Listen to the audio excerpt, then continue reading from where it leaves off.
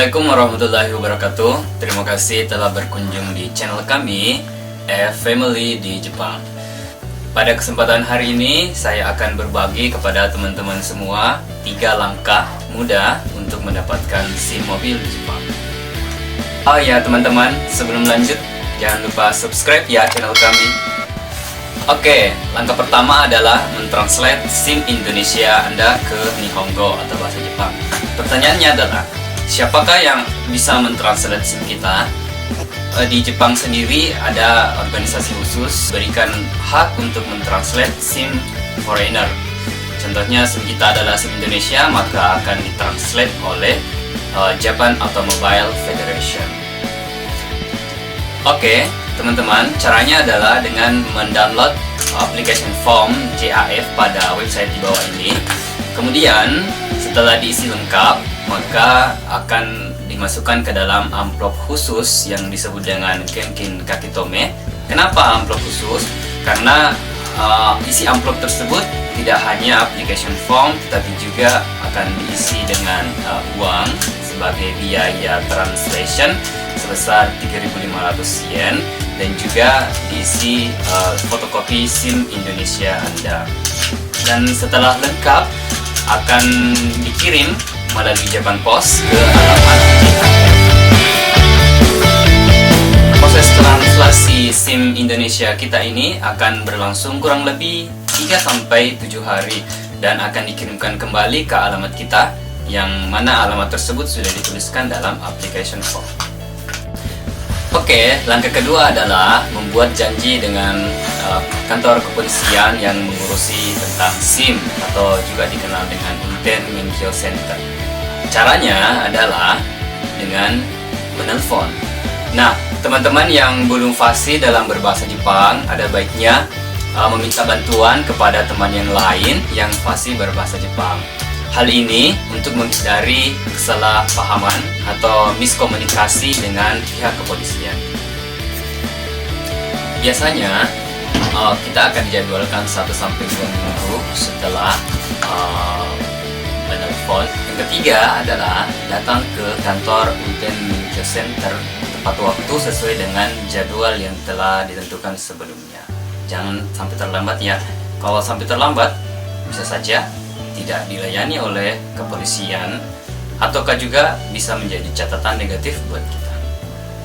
Oke teman-teman, sebelum berangkat ke kantor polisi, ada beberapa berkas yang harus teman-teman siapkan di rumah. Yang pertama adalah resident card tentunya ya. Yang kedua adalah paspor. Dan yang ketiga adalah SIM asli Indonesia kita. Dan yang keempat adalah SIM hasil translasi ke bahasa Jepang oleh JAF. Dan yang terakhir adalah Juminho. Nah, teman-teman mungkin tahu Juminho itu semacam kartu keluarga yang dikeluarkan oleh City Hall di Jepang. Oke teman-teman, saya juga ingin menambahkan poin penting yang perlu diperhatikan. Yang pertama adalah SIM kita harus telah berlaku paling tidak 3 bulan sejak diterbitkan di Indonesia. Contohnya, jika SIM kita ini terbit di bulan Januari, maka baru kita bisa mendaftar untuk mendapatkan SIM di Jepang itu sekitar bulan April.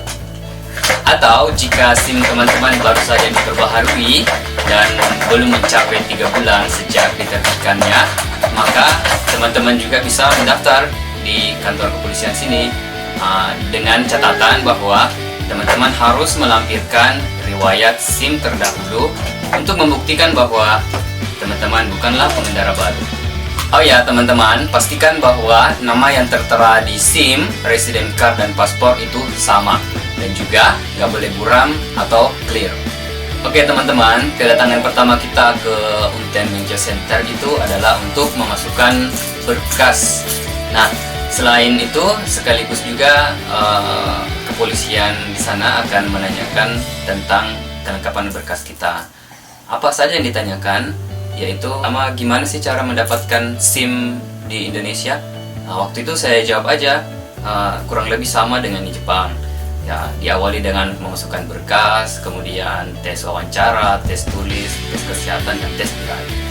Nah, yang kedua yang dia tanyakan adalah berapa biaya untuk mendapatkan SIM di Indonesia. Nah, waktu itu saya jawab aja 500.000 sesuai dengan yang saya alami di Indonesia. Pertanyaan ketiga adalah, apakah ada arena khusus yang disediakan untuk test drive di Indonesia? Maka saya jawab bahwa iya, ada arena khusus, meskipun lintasannya lebih kecil daripada yang disediakan di kepolisian Jepang. Oke, setelah berkas dinyatakan lengkap, maka kita akan dijadwalkan untuk mengikuti tes tulis dan tes kesehatan mata. Untuk tes tulis itu terdiri dari 10 soal dengan estimasi waktu kurang lebih 10-15 menit. Nah, untuk tes kesehatan mata itu untuk memastikan bahwa kita nggak terlalu rabun dan juga tidak buta warna. Nah, selanjutnya, jika kita dinyatakan lulus dalam tes tulis dan tes kesehatan mata tersebut, maka kita akan dijadwalkan lagi untuk mengikuti tes drive. Nah, untuk tes drive, sebelumnya kita harus menghafalkan rute yang akan kita lewati sebelum mengemudinya. Karena jika sampai lupa, maka sudah dipastikan bahwa kita gugur dalam tes ini dan teman-teman harus dijadwalkan untuk tes drive selanjutnya. Artinya, mau bayar lagi untuk tes drive. Nah, untuk biaya itu sifatnya relatif. Setiap kali kunjungan ke Unten Menkyo Center itu kita dikenakan biaya sekitar 4.500 yen. Nah, jadi jika teman-teman semakin sering gagal di test drive, maka akan semakin sering dijadwalkan test drive berikutnya. Nah, inilah yang akan bisa membengkak biaya pengurusan SIM-nya. Oh ya, pada umumnya test drive ini dilakukan lebih dari 1 kali, bahkan ada yang sampai 10 kali. Nah, untuk pengalaman saya, itu baru mendapatkan SIM itu setelah tes yang ketiga. Karena itu, saya ingin berbagi tips dan trik mudah mendapatkan SIM mobil di Jepang. Saya akan menjelaskannya di vlog selanjutnya. Jangan lupa nonton ya. Sekian dulu vlog kali ini. Jika teman-teman masih ada pertanyaan, silakan komen di vlog ini. Tapi jangan lupa subscribe ya.